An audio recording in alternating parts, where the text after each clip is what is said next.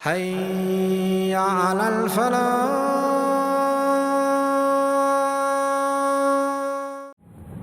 Abu Ubaida ரலியல்லாஹு அன்ஹு ஷாமிற்கு Umar ibn கத்தாபால் அனுப்பப்படுகிறார்கள். Sham தேசத்திலே தாஊன் பரவுகிறது, பரவக்கூடிய நோய். உமர் இப்னு கத்தாப் ரலியல்லாஹு அன்ஹு அபூ உபைதாவை அந்த இடத்திலிருந்து அழைத்து வர வேண்டும் என்று விரும்புகிறார்கள்.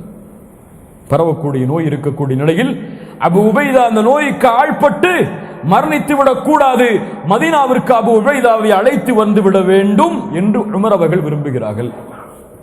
கடிதம் எழுதுகிறார்கள். அபூ உபைதா, ஆட்சி பொறுப்பை இந்த நபித்தோழருக்கு ஒப்படைத்து விட்டு நீ மதீனாவை நோக்கி வந்து சேரும். உமரின் கடிதம். அபூ உபைதாவிற்கு கடிதம் வந்தவுடன் மறுபடியும் கடிதம் எழுதினார்கள் உமருக்கு. உமரே, உங்களின் நோக்கத்தை நான் அறிகிறேன், உங்களின் நோக்கத்தை நான் அறிகிறேன். தூதர் ஸல்லல்லாஹு அலைஹி வஸல்லம் எங்களுக்கு சொன்னார்கள், நோய் பரவக்கூடிய இடத்தை விட்டு, நோய் இருக்கக்கூடிய நிலையில் அந்த ஊரை விட்டு கடந்து செல்லக்கூடாது என்று. நீங்கள் கலீஃபாவாக இருந்தாலும் தூதரின் நபிமொழி இதற்கு தடை விதிப்பதன் காரணமாக எந்த சஹாபாக்களும் நபித்தோழர்களும் நோயில் மரணிக்கிறார்களோ அவர்களோடு இருந்து அந்த நோயில் அல்லாஹ் நாடினால் மரணிப்பதையே நானும் விரும்புகிறேன். அபூ உபைதாவின் கடிதம். சுப்ஹானல்லாஹ், என்ன ஒரு தன்மை கட்டுப்படுதலில், என்ன ஒரு பொறுமை சோதனையில். இந்த நோயில் என்னுடைய உயிர் அகப்பட்டு மரணித்தாலும் சரி, என் தூதர் தடை செய்த விஷயத்தை நான் செய்ய மாட்டேன்.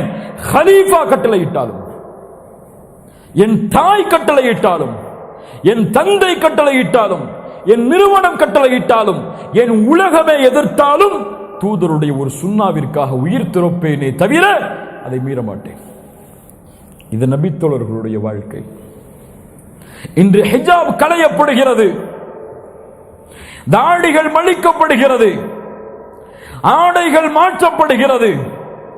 ஒரு முஸ்லிம் தன்னை முழுவதுமாக மாற்றிக்கொள்கிறான். துன்யாவுடைய காரியம் வந்துவிட்டார். இவர்களைத்தான் அல்லாஹுடைய தூதர் சொன்னார்கள், ஒரு காலம் வரும், காலையில் முஃமினாக இருப்பான், மாலையில் காஃபிராகி விடுவான். மாலையில் காஃபிராக இருப்பான், காலையில் முஃமினாகி விடுவான். துன்யாவுடைய அற்ப கிரயங்களுக்காக அல்லாஹ்வின் மார்க்கத்தை விலை பேசுவான். துன்யாலாம் பறந்துரும். கூட படிக்கக்கூடிய தோழிகள் ஹிஜாபை வெறுத்தால் ஹிஜாப் எல்லாம் களையப்பட்டு விடும். இன்னைக்கு யார் வெறுத்தாலும் யார் விரும்பினாலும் ஹிஜாப் எல்லாம் இன்னைக்கு முஸ்லிம் சமூகம் பெரும்பான்மையா இல்ல மாஷா அல்லாஹ் அணிவது கிடையாது. ஒரு முஸ்லிம் பெண்ணுடைய போட்டோ வெளியே வந்தால் ஒரு பெரிய அருவருப்பு ஒரு காலத்தில் இருந்தது. என்னடா இந்த முஸ்லிம் பெண் போட்டோலாம் போடுறாளேன்னு சொல்லி. இன்ஸ்டாகிராம்னு ஒரு ஆப் இருக்கு, பெரிய ஃபித்னா. உள்ள போய் பார்த்தீங்கன்னா அவ்வளவு முஸ்லிம் பெண்கள் ஹிஜாபை அணிந்து கொண்டு அவர்களை தாங்களே போட்டோ எடுத்து அப்லோட் செய்து அதை மக்கள் பார்த்து கமெண்ட் செய்து லைக் செய்வதை அவர்களே விரும்புகிறார்கள். சுப்ஹானல்லாஹ். கல்லூரிகளில் ஹிஜாபை கடைபிடிக்கக்கூடிய பெண்களுடைய எண்ணிக்கை மிக குறைவு. தாய் கண்டுகொள்வது கிடையாது, தந்தை கண்டுகொள்வது கிடையாது, யாரும் கண்டுகொள்வது கிடையாது. யாரும் அதற்கு தடை விதித்தாலும் தடை விதிக்கவில்லை என்றாலும் ஹிஜாப் எல்லாம் போச்சு. தொழுகை போச்சு, ஜும்ஆ போச்சு. ஒரு மிகப்பெரிய மாற்றத்திற்கு சமூகம் ஆளாகி கொண்டிருக்கிறது. இதையெல்லாம் தடுப்பதற்கோ அல்லது இதை எடுத்துச் சொல்வதற்கோ அறிவுரை சொல்வதற்கோ இருக்க வேண்டிய சமூகம் இந்த சமூகத்தில் இல்லையோ என்ற ஒரு கேள்வி வருகிறது. அல்லாஹ் பாதுகாப்பானா, அல்லாஹ் பாதுகாப்பானா. ஒருவர் செய்யும் பாவங்களால் அல்லாஹ் கோபமடைந்து இந்த சமூகத்தை அழிக்க நாடிவிட்டால் அந்த அழிவில் நாமும் உட்படுத்தப்படுவோம் என்பதை யாரும் மறந்துவிட வேண்டாம். அல்லாஹ் பாதுகாப்பானா. ஹிஜாப் இவ்வளவு கண்ணியமான விஷயம், இவ்வளவு கண்ணியமான விஷயம். அல்லாஹ் ரப்புல் ஆலமீன் பெண்களுக்கு ஆடையில் அல்லாஹ்வின் கட்டளையை கடைபிடிப்பதற்கு ஒரு வாய்ப்பை கொடுக்கிறார். ஹிஜாபை அடையுங்கள். ஆண்களுக்கு ஆடையில கட்டளை கிடையாது.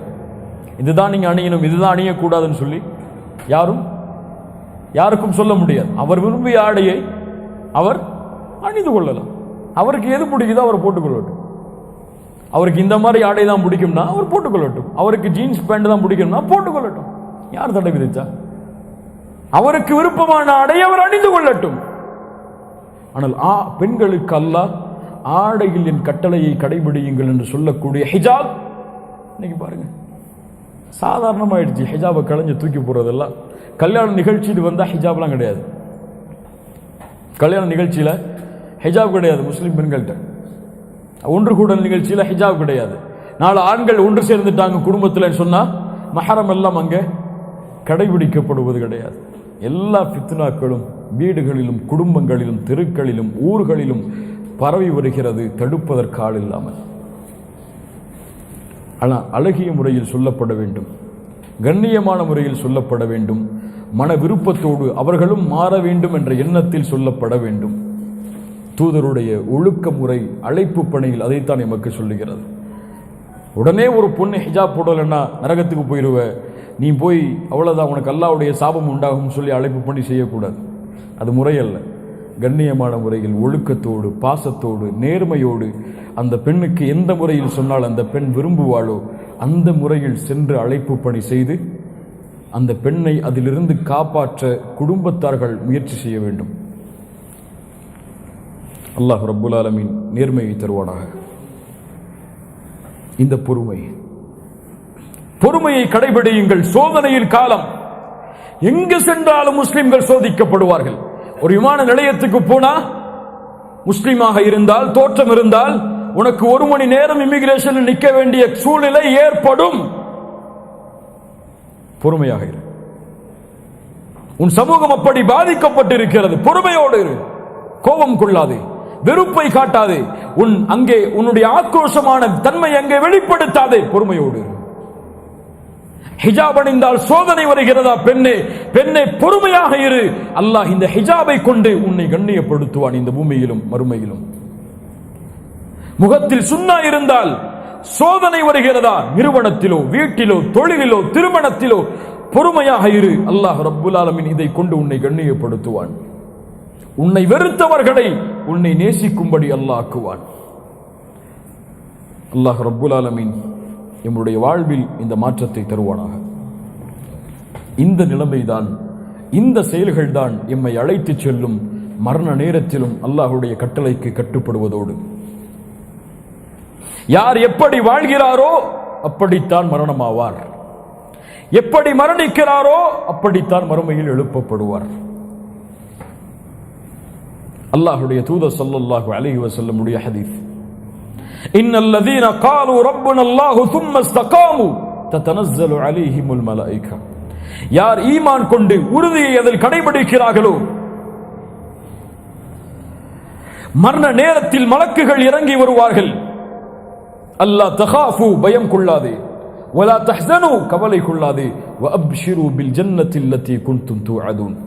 உனக்கு வாக்களிக்கப்பட்ட நிரந்தரமாக தங்கப் போகிற சொர்க்கத்தை குறித்த நற்செய்தியை பெற்றுக்கொள் என்று அவனிடத்திலே கூறுவார்கள்.